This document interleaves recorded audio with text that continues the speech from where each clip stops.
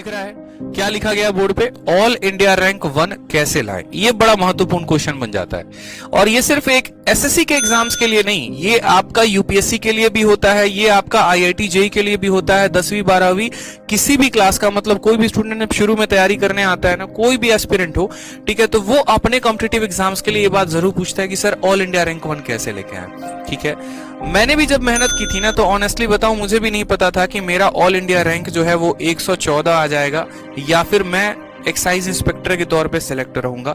लेकिन ये कैसे हुआ? सबसे बड़ी बात पता है क्या होती है, जब आप तैयारी कर रहे होते हैं ना, तो आपको ये बात खुद नहीं पता होता कि आपका ऑल इंडिया रैंक 1 आएगा कि नहीं आएगा। यहां तक आप किसी भी एग्जाम के किसी भी टॉपर से जाकर पूछेंगे ना, भाई तुम्हें पता था क्या कि तुम्हारा ऑल इंडिया रैंक आने वाला है, वो सीधा बोलेगा नहीं भाई नहीं पता था। रीजन मैं आपको बताता हूं, क्योंकि ये जो ऑल इंडिया रैंक 1 होता है ना, ये आपकी किस्मत पर होता है। आप बोलोगे सर इसका मतलब क्या घर पे बैठे रहे किस्मत के भरोसे रहे ऑल इंडिया रैंक 1 आ जाएगा? बिल्कुल भी नहीं। मतलब आप ये प्रेडिक्ट कर सकते हैं कि आपका रैंक जो होगा वो 1 से 10 के बीच में जरूर होगा, लेकिन आप ये कभी नहीं कह सकते कि आपका ऑल इंडिया रैंक 1 ही होगा। ठीक है, अब मैंने कई सारे टॉपर्स के इंटरव्यू देखे यूपीएससी में, जैसे मान लीजिए आपके टीना डाबी भी हो गई जो ऑल इंडिया रैंक 1 है, उनके पहले हीरा सिंघाल भी थी, ठीक है, और भी कई सारे टॉपर थे। लेकिन किसी का भी इंटरव्यू देखने पर कभी यूपीएससी तक का एक टॉपर है वो कभी ये नहीं कहता है हाँ भैया हम तो कंफर्म थे, हमको शुरू से पता था मेरा ऑल इंडिया रैंक आने वाला है। एसएससी में भी आप किसी भी टॉपर का इंटरव्यू देख लीजिए ना, वो कभी नहीं बोलेगा अरे हमको तो कंफर्म पता था कि मेरा ऑल इंडिया रैंक आने वाला है। किसी को ऑल इंडिया रैंक 1 के बारे में पता नहीं होता।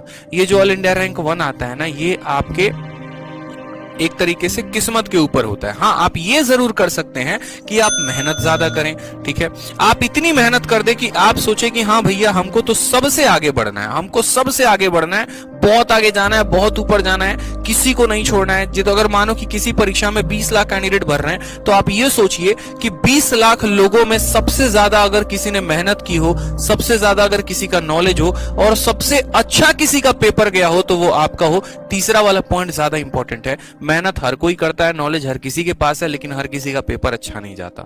ठीक है, तो सबसे ज्यादा जो पेपर अच्छा गया हो ना, वो आपका गया हो, तो आप प्रेडिक्ट कर पाएंगे कि आपका 1 से 10 के बीच आ भी जाए, लेकिन ऑल इंडिया रैंक को आप कभी प्रेडिक्ट नहीं कर पाएंगे। मेरा खुद का भी था, मैं ऐसा सोचता था कि यार देखो सीजीएल का तो बहुत बड़ा गेम हो जाता है, इसमें तुम कुछ कह नहीं सकते, लेकिन हाँ सीएचएसएल में पक्का ऑल इंडिया रैंक 1 लेकर तो आ ही जाएंगे। मैं अपने दिल की बात बता रहा हूँ, कोई फर्जीवाड़े वाली बात नहीं बता रहा। लेकिन यहां पर भी ऑल इंडिया रैंक 1 नहीं आया। सोचो क्या हमने कोई कसर छोड़ी? नहीं छोड़ी। मैथ में 50 में 50 हमारे थे, इंग्लिश में 50 में 50 हमारे थे, रीजनिंग में हमारे 50 में 50 थे, जीएस में हमारा 35 था, उसके अलावा हमारा डिस्क्रिप्टिव में 76 था, तब भी ऑल इंडिया रैंक 1 नहीं आया। सोचो इतना टफ कंपटीशन हो गया है कि इसके बाद भी ऑल इंडिया रैंक 114 आया। यानी मेरे से भी 113 लोग ज्यादा आगे थे जिनका स्कोर इससे भी और बेहतरीन था। तो कभी भी आप यहां पर अपने आप को एक्सपेक्ट ही नहीं कर सकते जनाब, ठीक है, कि आपका ऑल इंडिया रैंक आने वाला है।